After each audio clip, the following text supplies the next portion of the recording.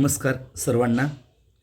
आजच्या लेक्चरमध्ये आपण 7 आणि 8 तारखेला होणाऱ्या CTET परीक्षा संदर्भात चर्चा करीत आहोत आणि या परीक्षेमध्ये प्रश्नांचं स्वरूप, प्रश्न प्रकार, विषय आणि विषयानुसार किती गुण आहेत या संदर्भातली सर्व माहिती, CTET संदर्भातली माहिती आपण या लेक्चरमध्ये पाहणार आहोत. ही PDF सर्वांनी नंतर ग्रुपवर टाकल्यानंतर सर्वांनी वाचून घ्या. या लेक्चरमधून आपण CTET परीक्षा आपल्या पूर्वज्ञानावर कशी पास होऊ शकतो या संदर्भातलं आपल्याला मार्गदर्शन मिळणार आहे. सर्वांनी ह्या सूचना व्यवस्थित काळजीपूर्वक वाचून घ्या. याच्यामध्ये सगळे हा जो पेपर आहे तो गेल्या वर्षी झालेला पेपर आहे आणि ह्या सगळ्या सूचना तुमच्या सर्वांसाठी महत्त्वाच्या आहेत, ज्या परीक्षेच्या दृष्टीने उपयुक्त आहेत. आता सर्वांना पहिल्यांदा विषयांची ओळख थोडक्यात सांगतो आणि त्यातले उपभाग.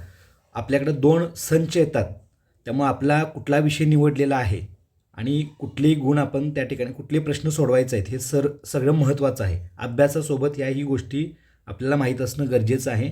ते सर्वांनी काळजीपूर्वक या व्हिडिओच्या माध्यमातून बघून घ्या, म्हणजे तुम्हाला काहीही अडचण येणार नाही. तर पहिल्यांदा आपण इथं बघूया. इथं जर पाहिलं आपण तर इथं 5 विषय आहेत. TET सारखाच हा CTETचा पॅटर्न आहे. तर हे 5 विषय आणि त्यांचे गुण इथं दिलेले आहेत आणि हा झालेला पेपरचं पहिलं पान आहे, त्यामुळं डिटेल्स याच्यामध्ये तुम्हाला समजू शकतील.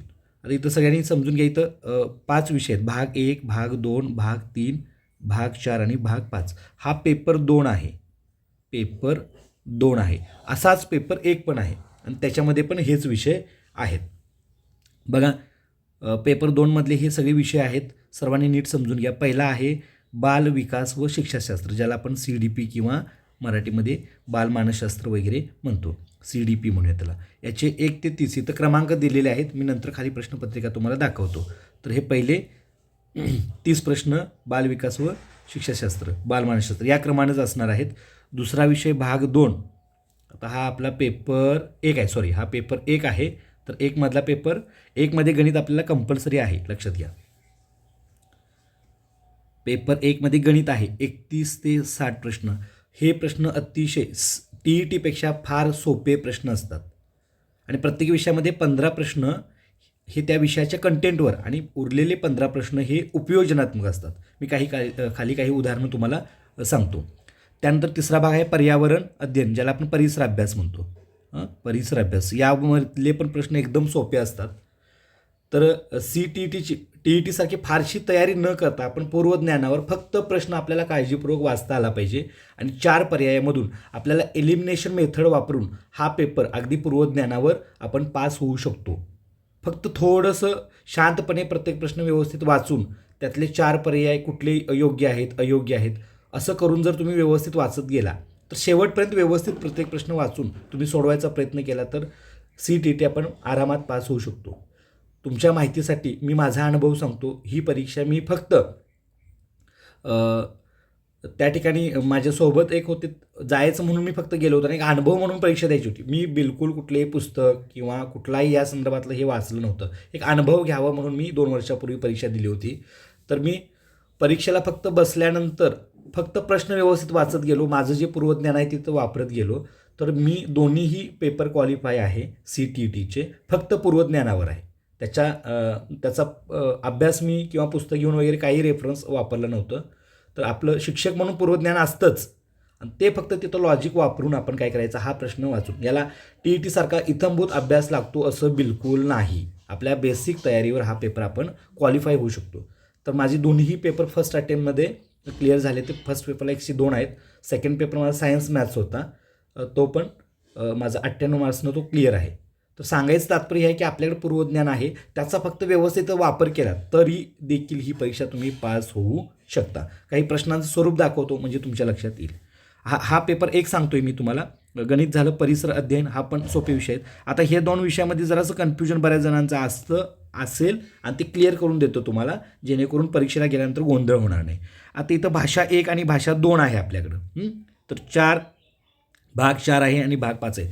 याच्यात बरेच सेक्शन आहेत, त्यामुळं गोंधळ होईल की नक्की कुठले प्रश्न सोडवायचं. तर इथं भाषा 1 निवडलेला आहे. तर भाषा 1 मध्ये आपण काय करायचं, जर समजा भाषा 1 आपण मराठी निवडली असेल, भाषा 1 मराठी निवडली असेल तर नीट लक्ष देऊन ऐका. भाषा एक तिथं सक्त सूचना आहे त्याच्यामध्ये. भाषा एक मराठी निवडला असेल तर तेच प्रश्न सोडवायचे. कारण त्या एकाच पेपरमध्ये आपल्याला इंग्रजीचे पण आहेत, हिंदीचे पण असतं, मराठीचं, आणि 2 बुकलेट असतात लक्षात ठेवा.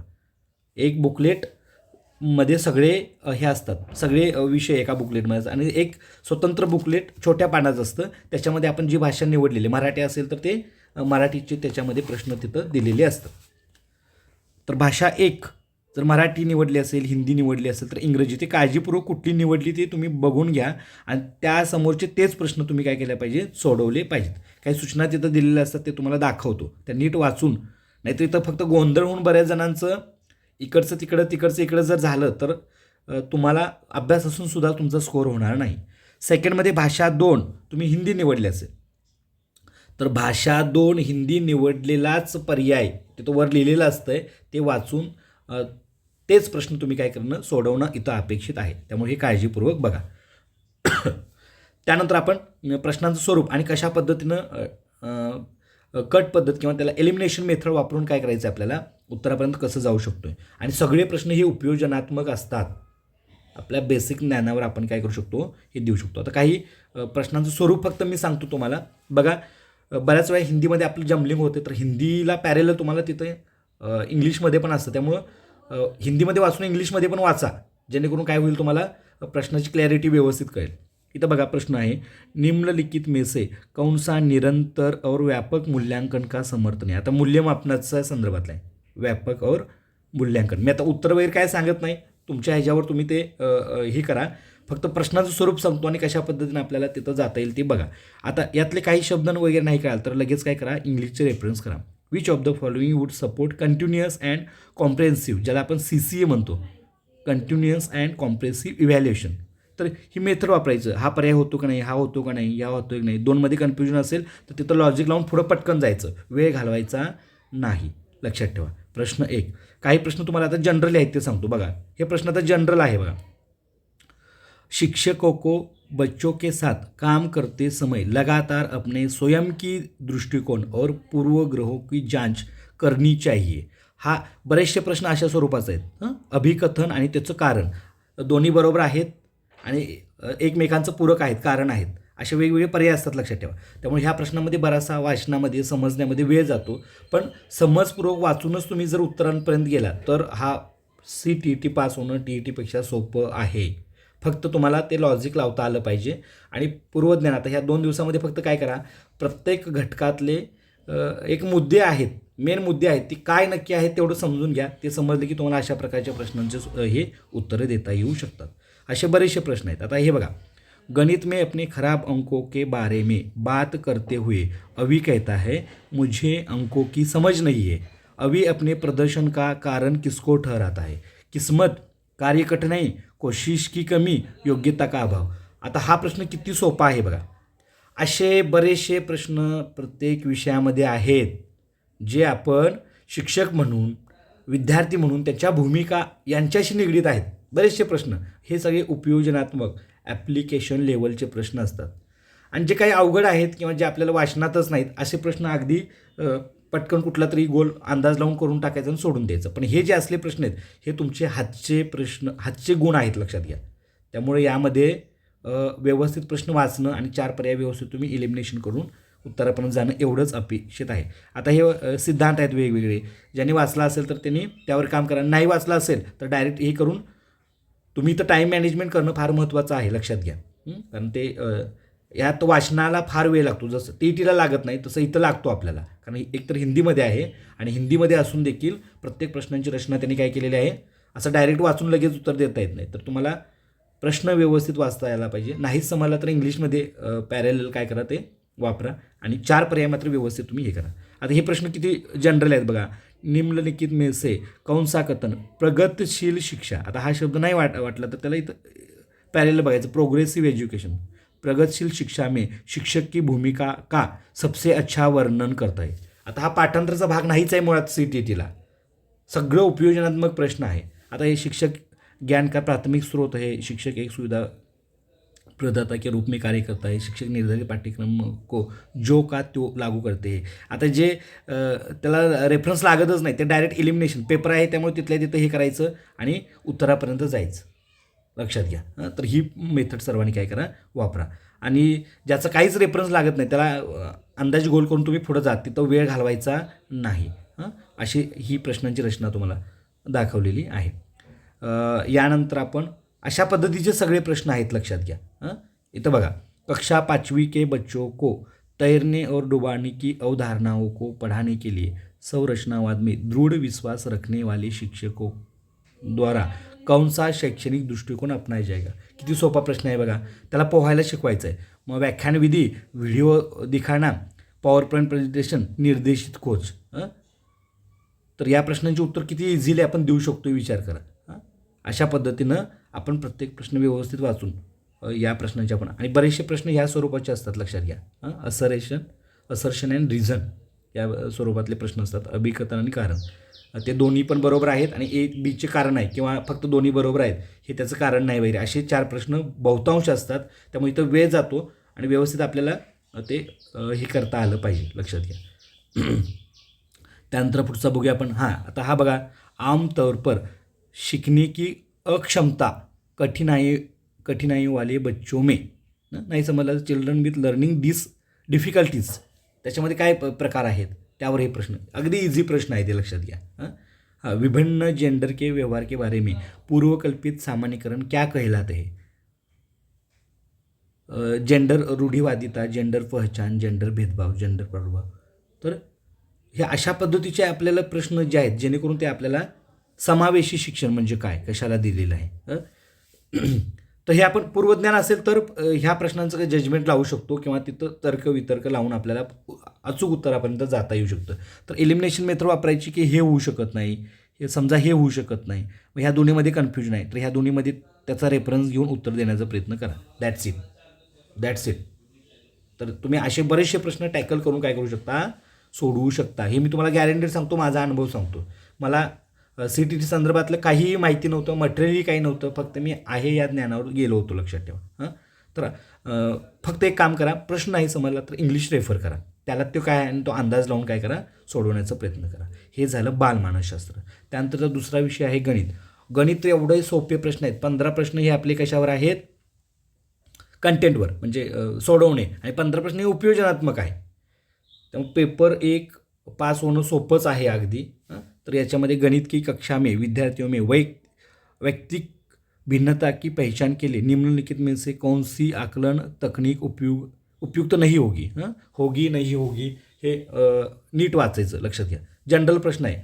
सगळीच काय गणित TET सारखी सगळी गणित आपल्याला कशा आहे, TET सगळं सोडवावंच लागतं, म्हणजे ते कंटेंटच आहे. तसं इथं नाही आहे. 15 प्रश्न हे प्रत्येक विषयामध्ये, मग गणित असेल, मराठी असेल, हिंदी असेल, तर ते जे विषय आहेत ना त्या विषयामध्ये 15 प्रश्न हे त्या कंटेंटवर, उरलेले 15 प्रश्न हे तुमच्या त्या आकलनावर विचारले जातात. निम्न में से कौन सा संसाधन दशमलव की अवधारणा को समझाने के लिए, म्हणजे दशक स्थानाच्या कन्सेप्ट समजण्यासाठी कुठली उपयुक्त आहे, असा तो प्रश्न आहे, लक्षात घ्या. Which of the following resources is the best suitable to explain the concept of decimal, दशमान आपण मराठीमध्ये म्हणतो. तर हे असे काही शब्द नाही आठवले तर लगेच काय करा, त्याला इंग्लिश रेफर करा. आता हे बघा, डिक्रीजिंग ऑर्डर, आपल्याला किती सोपा प्रश्न, 4थी 5वी स्कॉलरशिपचे प्रश्न आहेत बघा. हे त्याच्यापेक्षा सोपे प्रश्न आहेत. 1 करोड म्हणजे किती, हे जनरल प्रश्न आहेत, लक्षात घ्या. त्यामुळे इथं पेपर फर्स्टला तर सोपं आहेत, सेकंडला थोडीशी काठीण्य पातळी गणितची जास्त आहे. इथं काय दिलं आहे बघा, in a certain week the number of the patient in a dental clinic was as follows. तर हे दिलेले आहेत नंबर, आणि त्याच्यावरून तुम्ही काय करा, ते कुठलं गलत आहे, कुठलं योग्य अयोग्य आहे, हे सोपे प्रश्न आहेत त्याच्यावर, लक्षात घ्या. गणितज्ञों को संख्यात्मक विश्लेषण. आता हे काही प्रश्न सोडवले, बाकीचे 15 प्रश्न कसे आहेत म्हणून सांगितले मी तुम्हाला, ते उपयोजनात्मक प्रश्न आहेत. आणि हे बाकीचे एकदम साधे सोपे प्रश्न आहेत बघा. जरा हिंदीमध्ये समजायला अवघड जाते तर पॅरलल इंग्लिशमध्ये वापरा. तर हे साधे सोपे, आपल्या अगदी 3री 4थीच्या 5वीच्या प्रश्नांचे रचना आहे. वय काढायला सांगितलं, किती वर्ष, किती महिने वगैरे, किती सोपे प्रश्न आहेत बघा. सौम्याने या तारखेला नोकरी सुरू झाली आणि या तारखेला ती सेवानिवृत्त झाली, तर किती वर्ष, किती महिने, किती दिवस लागलेत, असे प्रश्न विचारले बघा. Two angle of a triangle दोन्हीच हे दिलेलं आहे, तर किती सोपा प्रश्न आहे बघा. तोंडी उत्तरं देऊ शकतो ह्या प्रश्नांची.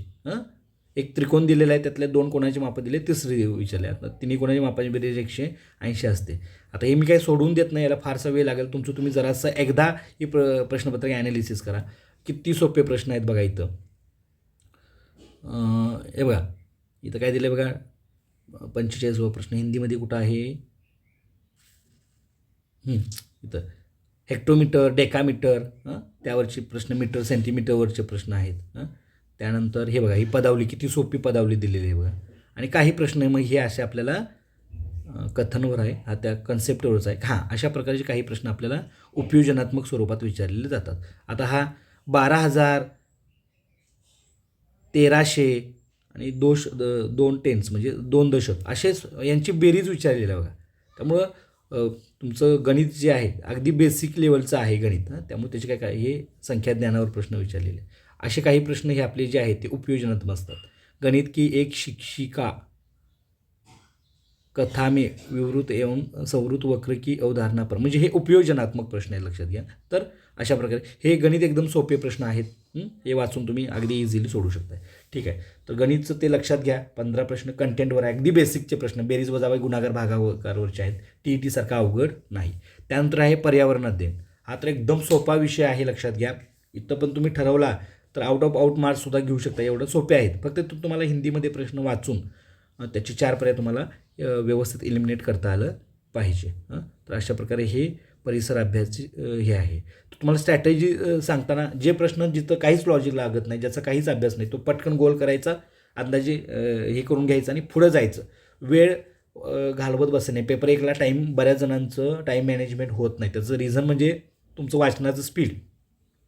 जिथं काही लॉजिक लागत नाही, जिथं काहीच रेफरन्स नाही, तिथं क्लिक करून पुढं जायचं आणि जिथं आपल्याला काही समजतं किंवा येऊ शकतंय तिथं आपण प्रॉपर वेळ देऊन ते प्रश्न सोडवणं हे सगळ्यात महत्त्वाचं आहे.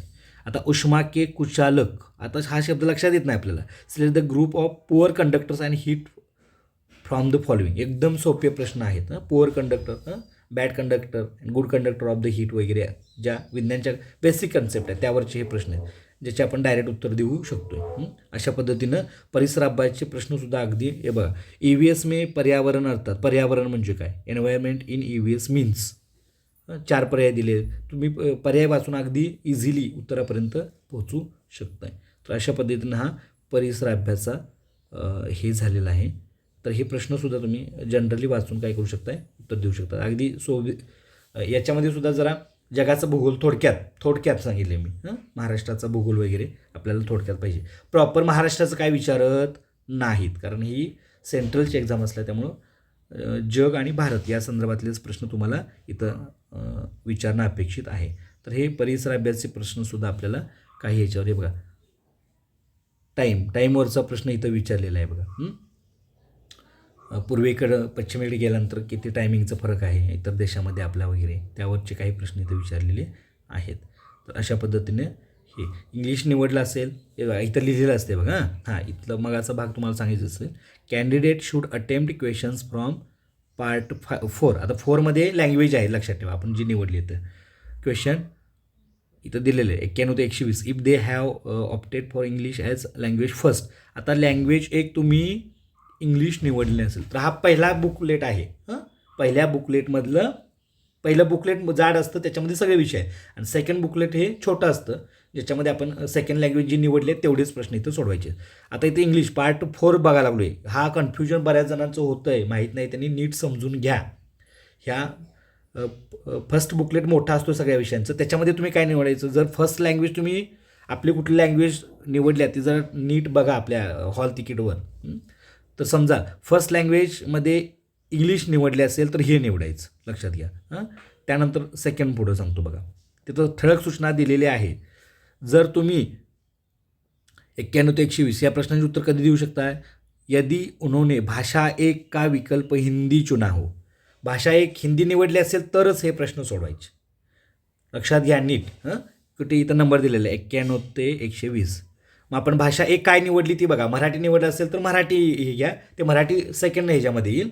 आणि भाषा एक हिंदी निवडली असेल तर भाषा एक, इथं लिहिलेल्या सूचना असतात ते नीट वाचा. नाहीतर जर तुम्ही त्याच्यामध्ये हिंदी पण एक आहे, हिंदी 2 आहे, असे वेगवेगळे आहेत. त्यामुळे आपण जे निवडले त्याच 30 प्रश्न त्याच विषयातले तेच सोडवायचे. लक्षात ठेवा, हे लिहिलेलं नीट वाचायचं, हे समजून घ्या. बऱ्याच जणांचा हा गोंधळ होतो. आणि हां, आता भाषा एक हिंदी, आता हिंदीची रचना सांगतो. एक उतारा येतो, एकदम साधा सोपा उतारा असतो. 10 मार्क्स या उतार्या असतात. तुमचे प्लस पॉईंट आहेत, लक्षात ठेवायचं. मराठी, हिंदी आणि गणित आणि परिसर अभ्यास पेपर 1साठी सांगतोय. मानसशास्त्रामधले 10 प्रश्न उपयोजनात तेवढं सोडवा, बाकीचं वाचायचं राहू दे. तर 10 प्रश्न हे उत्तर, एक हे चुकायचं नाही. हिंदीमध्ये आउट ऑफ आउट मार्क्स घ्या, मराठीमध्ये आउट ऑफ आउट मार्क्स घ्या, गणितमध्ये बऱ्यापैकी मार्क्स 15-20 पर्यंत घेऊ शकताय. एवढं जरी केलं तर 3 विषयामध्ये तुम्ही स्कोरिंग केला. परिसर अभ्यासचं पण पडू शकतात तुम्हाला. तर एवढं हे सोपं आहे. तर याच्यामध्ये हा उतारा वाचला की अगदी 4वी-5वीची मुलंसुद्धा ही उत्तरं देऊ शकतात. एवढे साधे आणि सोपे उतारे असतात. TET सारखे अवघड नसतात. अजून एकदा सांगतो, तुम्ही वाचून घ्या म्हणजे तुमच्या लक्षात येईल. बघा, 10 मार्क्स तुमच्या उतार्यावर गेलेत हिंदीमध्ये, तसंच मराठीमध्ये पण आहे, लक्षात घ्या. 5 मार्क्स कवितावर डेफिनेटली 100 ते 105.